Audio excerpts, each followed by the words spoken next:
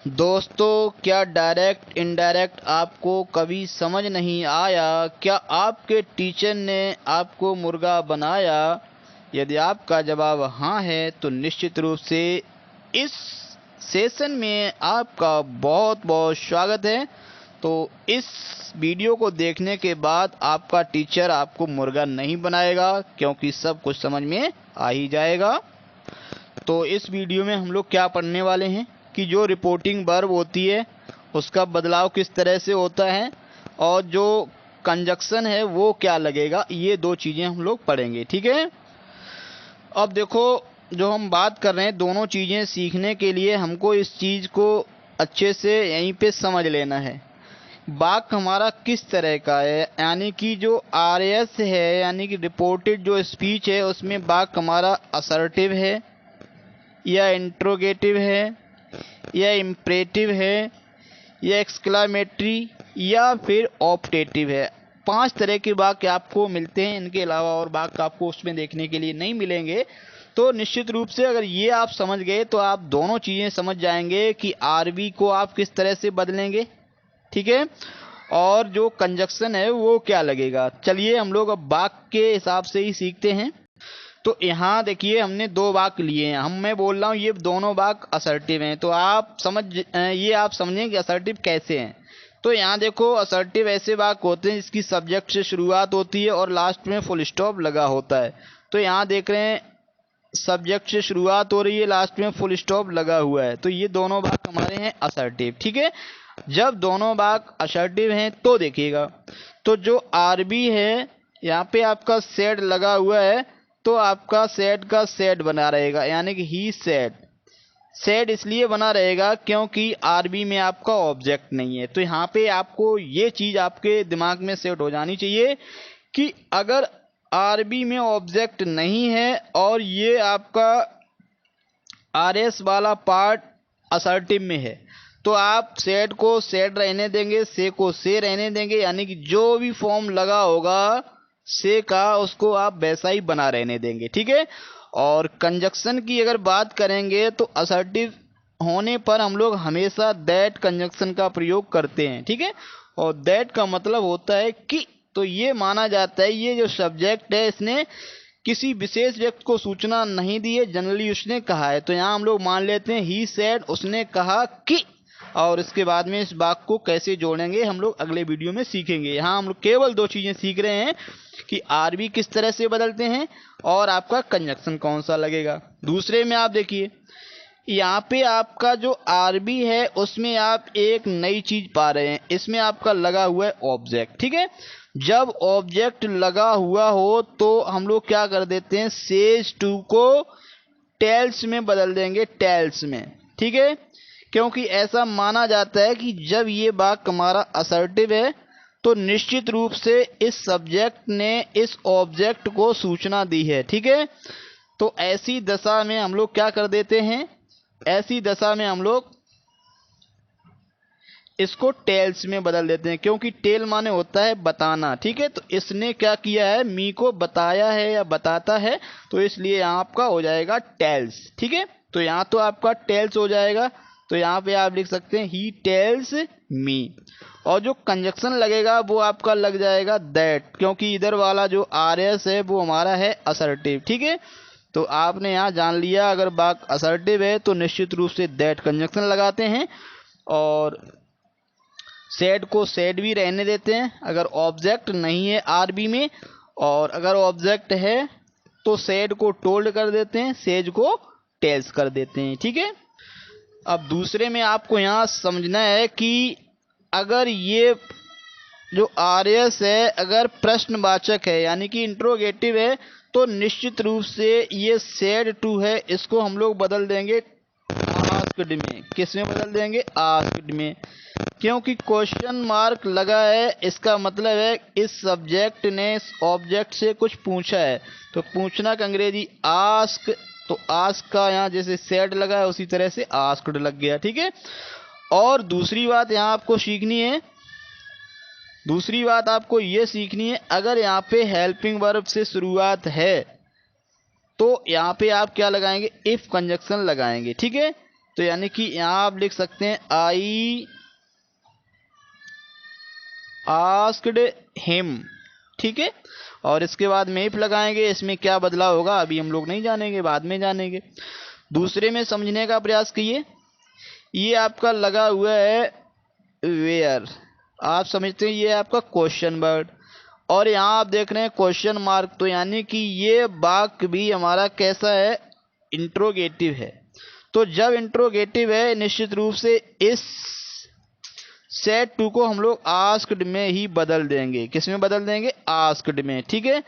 लेकिन इसको ऐसे नहीं लिखेंगे, इसको इस पार्ट को आरबी को आपको पहले लिखना होता है। तो यानी कि वाक्य की शुरुआत होगी सी आस्क्ड और मी, और यहाँ पे देखिए खास बात, जब इसमें आपका क्वेश्चन वर्ड हो तो कंजक्शन यही बन जाएगा।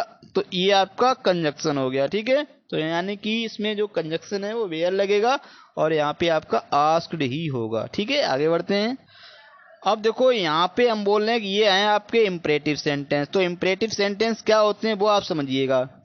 जैसे इसमें हम लोग किसी को एड्रेसित करते हैं वो लग जाता है, और इसके बाद में आपको क्रिया का फर्स्ट फॉर्म देखने को मिलेगा। या आप वाक्य सुनते हैं ओपन द डोर, दरवाजा खोलिए, ठीक है। Call the servant, do it. तो ऐसे वाक्य क्या होते हैं, वाक्य की शुरुआत वर्ब के फर्स्ट फॉर्म से होती है। तो यानी कि वर्ब का फर्स्ट फॉर्म देखने को मिलता है, इसमें सब्जेक्ट नहीं होता है, यानी कि सब्जेक्ट छुपा हुआ होता है, वो लिखा नहीं होता है। तो ऐसे वाक्यों को हम लोग क्या कर देते हैं, जो ये सैड है उसको ये इधर क्या सेंस है। अब जैसे इसका सेंस देखते हैं, टीचर ने कहा, स्टूडेंट्स छात्रों सिट डाउन, बैठ जाओ। यानी टीचर ने छात्रों से कहा बैठ जाओ। तो यानी कि आप समझ सकते हैं कि टीचर ने क्या किया है, छात्रों को आदेश दिया है। तो इस सैड को आप ऑर्डर्ड में बदल देंगे। किस में बदल देंगे, ऑर्डर्ड, ठीक है। यानी कि यहाँ लिख देंगे द टीचर ऑर्डर्ड, फिर यहाँ लिख देंगे द स्टूडेंट्स। अब इसको देखो किससे जोड़ेंगे, ये जो बी फर्स्ट वाला पार्ट है जहाँ से बी फर्स्ट शुरू हुई है, तो वहाँ हम लोग कर देंगे टू, और यहाँ सिट डाउन आप पूरा लिख देंगे, यानी टू प्लस बी फर्स्ट का ध्यान रखते हैं, ठीक है। इसमें देखिए सी बिल से please do not disturb me. अब देखो अगर वाक्य में यहाँ पे प्लीज लगा हुआ है, ठीक है, तो निश्चित रूप से जो आरबी की वर्ब होती है वो हमारी किस में बदल जाती है, रिक्वेस्ट में। क्योंकि प्लीज की दशा में ये जो सब्जेक्ट होता है वो ऑब्जेक्ट से रिक्वेस्ट करता है, तो इसलिए यहाँ पे प्लीज होने पर हम लोग क्या कर देते हैं, रिक्वेस्ट में बदल देते हैं। यानी कि यहाँ आपका हो जाएगा सी और बिल, और इस से को आप बदल देंगे रिक्वेस्ट में, रिक्वेस्ट, ठीक है। अगर यहाँ पे सैड होता तो यहाँ पे आपका निश्चित रूप से रिक्वेस्टेड होता, टेंस चेंज होता तो रिक्वेस्टेड होता, ठीक। अब देखो अगर डू नॉट लगा है तो इसको आपको जोड़ना है नॉट टू से, नॉट टू और प्लस वी फर्स्ट, मतलब यहाँ आपका हो जाएगा सी विल रिक्वेस्ट नॉट टू, और उसके बाद में डिस्टर्ब। वो चीज़ें कैसे बदलेंगी, फिलहाल में हम लोग दो चीज़ें सीख रहे हैं, आरबी किस तरह से बदल रही है और जो वाक्य है हमारा वो किस तरह से दूसरा वाला वाक्य जुड़ रहा है। और देखो इस वाक्य को, ये हमारे हैं एक्सक्लामेटरी। तो एक्सक्लामेटरी में आप देख सकते हैं एक्सक्लामेशन का ये चिन्ह आपको देखने को मिल सकता है, ठीक है, और मिल ही जाएगा, मिल के आ सकता है। तो ये चीज़ पहली बात। दूसरी बात आप देख रहे हैं इसमें एलास और ब्रोवे इत्यादि चीज़ें मिलती हैं। तीसरी बात आपका ये जो है हाउ प्लस एडजेक्टिव प्लस जो है नाउन, यानी कि हाउ या वाट आ या एन, इनसे आपकी वाक्य की शुरुआत मिलती है। इनके बाद में क्या होता है, एडजेक्टिव लगा होता है, नाउन लगा होता है, उसके बाद में आपका सब्जेक्ट वर्ब ऑब्जेक्ट, ये चीज़ें आपको देखने को मिलेंगी। तो इनमें हम लोग क्या करते हैं, जो आपकी आरबी होती है उसको हम लोग एक्सक्लेम्ड में बदल देते हैं, क्योंकि ये एक्सक्लामेटरी सेंटेंसेस हैं। तो यहाँ आपका हो जाएगा एक्सक्लेम्ड, एक्सक्लेम्ड यहाँ पे हो जाएगा, यानी कि द गर्ल एक्सक्लेम्ड।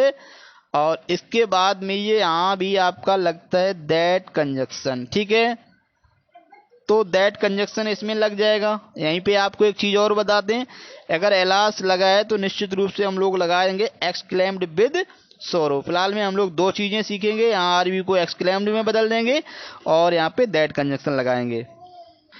और इसमें आपका एक्सक्लेम्ड पहले से लगा हुआ है, यानी कि आप यहाँ लिखेंगे द बॉय एक्सक्लेम्ड, और उसके बाद में यहाँ भी आप क्या लगाएंगे, दैट कंजंक्शन का प्रयोग करेंगे। ठीक है, और चीज़ें कैसे क्या करते हैं वो थोड़ा लेंथी हो जाएगा वीडियो, इसलिए केवल आप इसमें दो चीज़ें ही पढ़िएगा।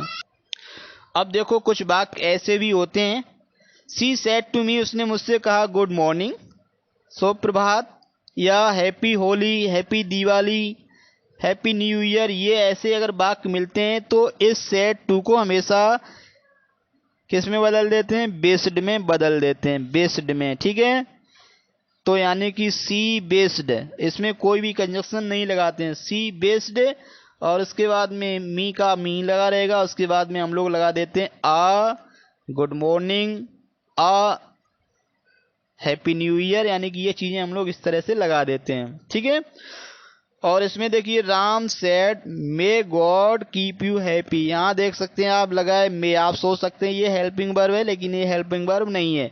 हेल्पिंग वर्ब होती तो यहाँ पे क्वेश्चन मार्क होता, वो नहीं है। इसका मतलब ये बात हमारा एक्सक्लामेटरी है, एक्सक्लामेटरी नहीं सॉरी, ये आपका है ऑप्टेटिव वाला। ठीक है, तो यानी कि आप यहाँ क्या लिख देंगे, राम विश्ड लगा देंगे, राम ने इच्छा जाहिर की। ठीक है, तो विश्ड, और उसके बाद में हम लोग दैट कंजक्शन इसमें भी लगाएंगे, और शेष चीज़ें किस तरह से लिखी जाएंगी वो हम लोग आगे सीखेंगे। ठीक है, यहाँ पे विश्ड की जगह आप यहाँ पे अगर देखें may God keep you happy, तो अगर यहाँ पे जैसे मे गॉड ब्लेस यू, तो हम लोग यहाँ पे प्रेड भी कर सकते थे। ठीक है, फिलहाल में इतना ही।